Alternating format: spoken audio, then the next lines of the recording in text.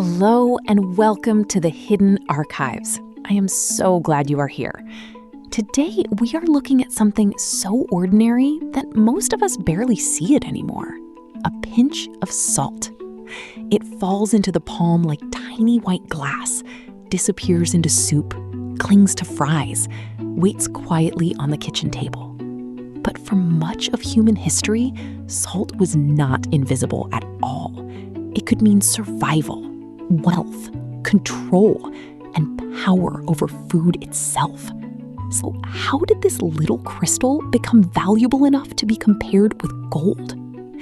Salt was not literally worth gold everywhere, but in the right place, at the right time, it became one of the most strategic commodities the world had ever known.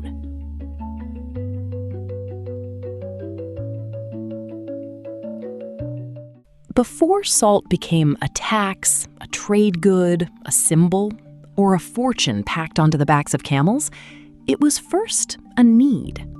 Our bodies require sodium to help nerves fire, muscles contract, and fluids stay balanced. Livestock need it too, which meant that communities caring for cattle, sheep, goats, and horses had to think about salt not as a flavor, but as part of survival. In a modern grocery aisle, that can be easy to forget.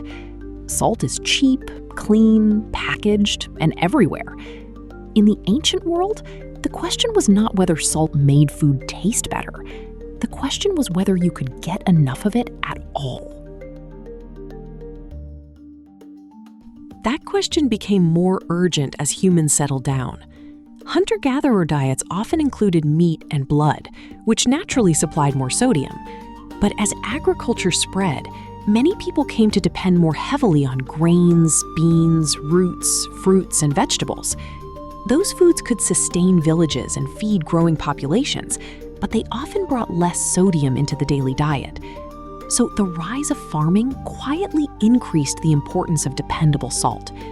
A village could have fields, wells, pottery, and animals, but without access to salt, daily life was harder to sustain, especially when people and herds stayed in one place season after season. This is one of the most important truths about salt. It entered history through the body before it entered history through the market. People may have argued over salt taxes, guarded salt roads, and built fortunes from salt mines. But underneath all of that was something intimate and ordinary. A farmer needed it. A shepherd needed it. A child, an elder, a pregnant mother, a draft animal pulling a cart, all needed the mineral in some form. That biological need gave salt a steady demand that never went away. It did not depend on fashion. It did not require a king to declare it valuable. Life itself had already done that. Then salt gained another power, one that changed the scale of human society. It could keep food from rotting. Long before refrigerators, freezers, and refrigerated trucks, food was always in danger of spoiling. Meat spoiled, fish spoiled, milk soured, vegetables softened and decayed. Salt slowed that process by drawing out moisture and making life difficult for many microbes that cause decay. A salted fish, a cured ham, a brined cheese, a jar of salted vegetables, these were more than foods. They were stored time. They were summer carried into winter, coastal abundance carried inland, and emergency reserves waiting in a storeroom. Once people could preserve food reliably, their world widened. Families could survive lean months. Sailors could cross longer distances. Merchants could move goods without losing everything to rot. Cities could grow larger because food did not have to be eaten the same day it was gathered or slaughtered.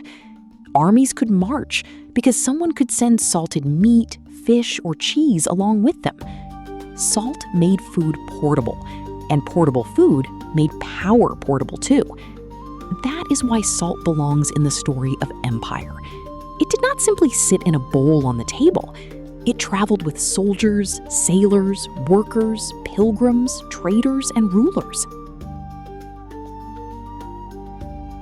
The Mediterranean and Black Sea worlds offer a vivid example. Ancient trade around those waters depended not only on wine, oil, grain, and ceramics, but also on salt pans and salted fish. Coastal communities harvested salt from evaporating seawater, then used it to cure fish that could be shipped far from the shore. Suddenly, a catch from one coast could feed people in another port, another town, another season. Salt turned a perishable fish into a commercial product. It connected fishermen, salt workers, potters, ship owners, market sellers, and customers who may never have seen the sea where that fish was caught. So when we call salt a technology of survival, that is not exaggeration. It was quiet technology, simple enough to look almost humble, yet transformative enough to support cities and trade networks. No gears, no flames, no grand machine, just a mineral meeting food at the right moment. Salt helped people manage uncertainty, and uncertainty was everywhere in the ancient world. Weather, harvests, war, distance, disease, and time. A salted storehouse was a kind of insurance policy. A supply of salt could mean that a good season lasted longer, and a bad season was a little less deadly. But need alone does not make something gold-like. Air is necessary, but we do not usually pay for it. Salt became precious when need met scarcity, distance, and control. Some communities lived near seacoasts, salt springs, flats, lakes, or mines. Others did not. In places with local salt, it could be ordinary. In places without it, salt had to travel. And everything that travels through dangerous terrain becomes more expensive. Someone must mine it, dry it, pack it, guard it, transport it, tax it, and sell it. By the time salt reached a distant inland market, it might carry the cost of deserts, mountains, roads, animals, labor, and risk. That is the economic formula behind the phrase ancient gold. Salt was necessary, portable, preservative, and widely desired. It could be divided, stored, traded, taxed, and controlled. But it was not universally worth gold. Its value depended on location. A person standing beside a salt spring did not see the same price as a person hundreds of miles inland, cut off from local sources. The deeper a community was from salt, the more dependent it became on merchants, rulers, or caravan networks. And once dependence appeared, power followed close behind. Whoever could control salt could influence diets, prices, taxes, and the rhythm of daily life. Nowhere does that drama feel more striking than in ancient and medieval West Africa. South of the Sahara lay regions rich in gold, especially around the forests and river systems that fed great trading worlds. But many of those same inland regions lacked dependable salt. North of them, deep in the Sahara, salt could be cut from desert deposits and mined in harsh, exposed places. That set up one of history's most famous exchanges: salt moving south, gold moving north. Between them stretched the Sahel, the desert edge, where market cities became meeting points for worlds that seemed impossibly far apart. Imagine a caravan preparing to cross the Sahara. Camels kneel in the dust. Men tighten loads. Slabs of salt are wrapped, stacked, and balanced. Water skins are checked with the seriousness of life and death. Because in the desert, every mistake is magnified.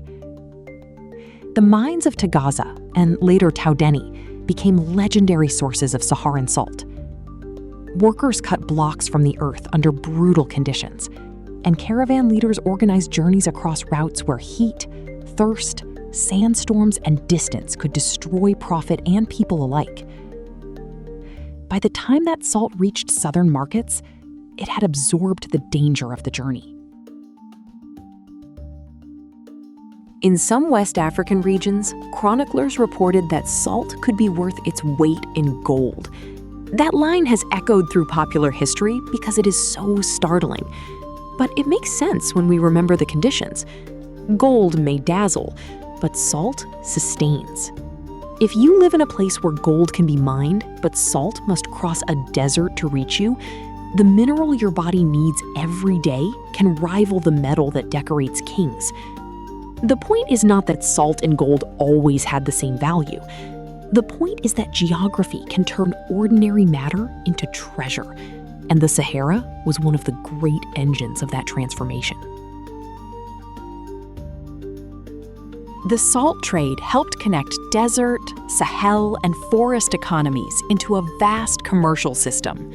Merchants exchanged salt for gold, but also for leather, ivory, textiles, cola nuts, enslaved people, and other goods moving through different ecological zones. No single landscape had everything. The desert offered salt and routes north. The Sahel offered market cities, grain, herds, and political centers. The forest zones offered gold and other products. Salt moved between them like a pale thread, stitching regions together. It helped make trade possible across one of the most difficult environments on Earth. And behind every block of salt was human effort. There were miners in remote settlements, traders calculating risk, camel handlers reading the desert, guards watching the horizon, market brokers negotiating prices, and rulers seeking revenue from the flow of goods.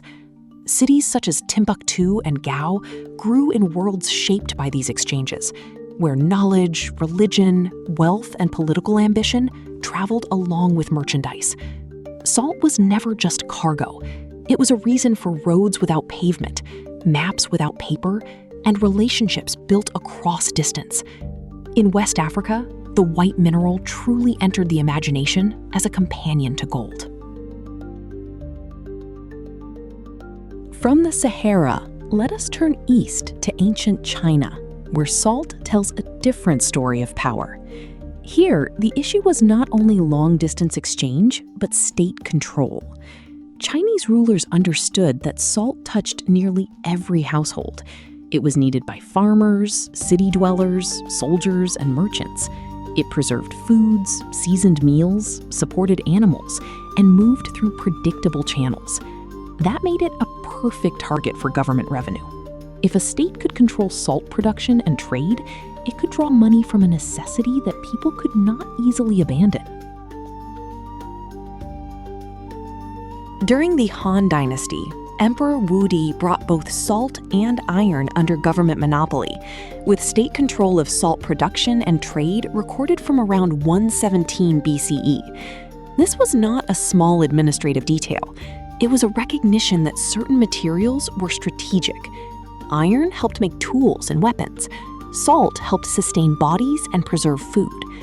By managing salt, the government could fund military campaigns, support bureaucracy, and extend influence into local economies. The household pinch of salt was connected through law and revenue to the ambitions of an empire. This created debate too, because monopolies reach into daily life. When the state controls something essential, it can raise funds, but it can also burden ordinary people. Ancient discussions around salt and iron touched on questions that still feel familiar. How much should the government control key resources? And when does revenue become hardship? Salt reveals the state, not as an abstract idea, but as a presence in the kitchen, the market stall, the workshop, and the storehouse. In China, salt was a fiscal instrument, a political tool, and a reminder that power often follows the things no one can live without. Europe offers another chapter, and it begins deep in the mountains.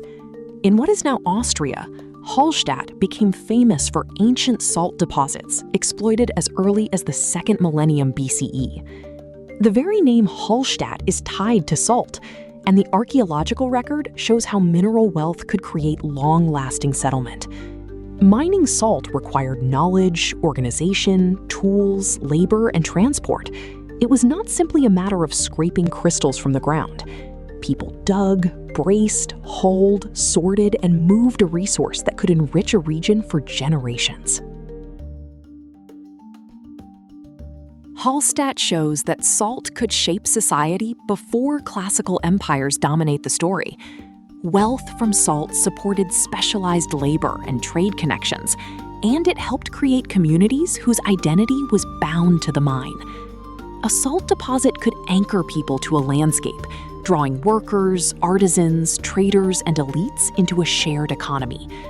The mountain was not just scenery, it was a storehouse of value. And because salt could travel, the wealth of a mine did not stay underground, or even within the valley. It moved outward, carried along paths that linked local extraction to wider exchange. Those paths matter. Salt shaped landscapes, not just markets. Roads often followed the movement of necessary goods, and salt was one of the goods that made routes worth maintaining. Rome's Via Salaria, the Salt Road, connected Rome with salt-producing areas near the Adriatic. Whether we imagine carts, pack animals, officials, merchants, or soldiers, the point is the same. Infrastructure grew around need. A road is never only stone and dirt. It is a decision about what matters enough to move. When salt moved regularly, roads, stations, towns, and tax systems could grow around it. Rome also gives us one of the most repeated salt stories, the idea that Roman soldiers were paid in salt. It is catchy, memorable, and not quite right.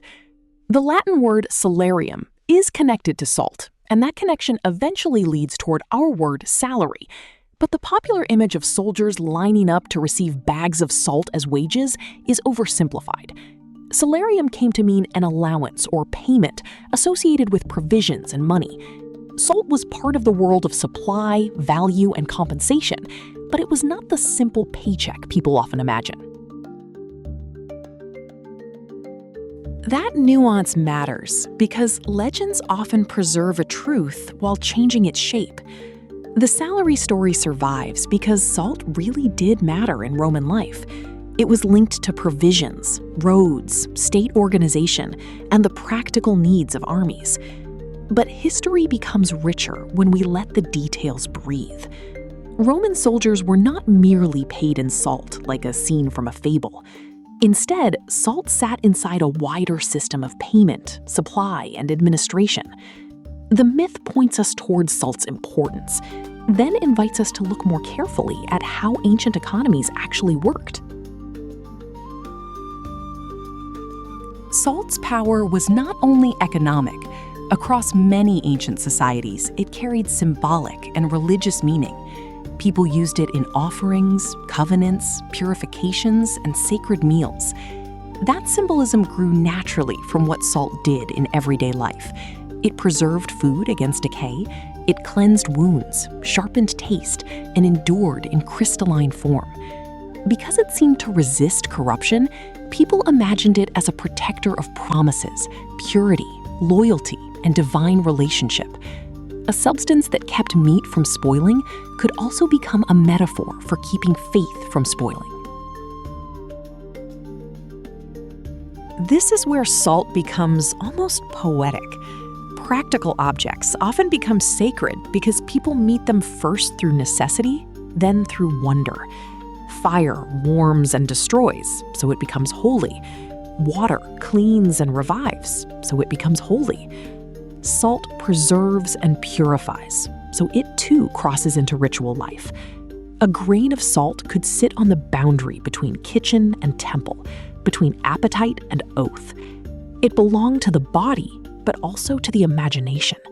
And that is one reason salt appears so often in ancient customs. It made invisible hopes feel material.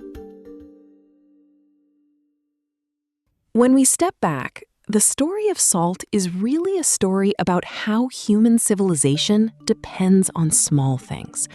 We tend to picture history through palaces, battles, crowns, and monuments. But behind those grand scenes were supply chains, diets, animals, storage rooms, roads, taxes, and substances that solved practical problems. Salt helped preserve the fish that fed workers, the meat that provisioned armies, the cheese that traveled, the vegetables that survived winter, and the revenue that funded states. It was small enough to slip through the fingers, yet important enough to shape decisions at the highest levels. It also reminds us that value is never fixed in the object alone. A gold ring is valuable partly because people agree that gold is rare and beautiful. Salt is different. Its value came from the meeting point of body, place, and distance. Near an abundant source, it might be common. Far away, it might be precious.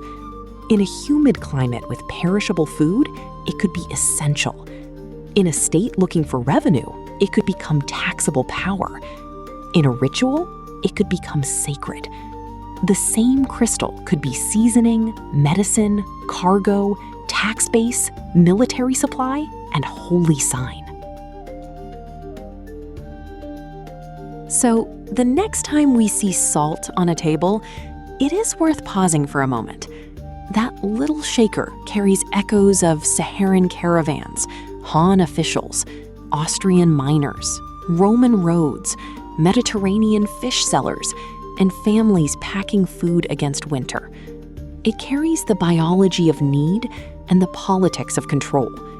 It carries the memory of markets where salt moved toward gold, and of governments that understood how much money could be drawn from a daily necessity. Salt was not always gold, but in the right economic setting, it behaved like something just as powerful, strategic, portable, desired, and hard to replace.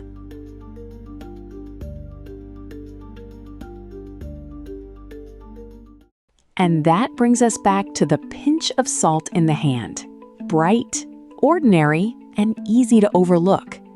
It has seasoned our meals, preserved our food, funded rulers, crossed deserts, shaped roads, and entered sacred rituals. The next time you reach for it, remember, you are touching a small remnant of ancient power. Thank you for listening to The Hidden Archives. If you enjoyed this episode, please subscribe, like, and leave a comment with the everyday object you would love us to uncover next.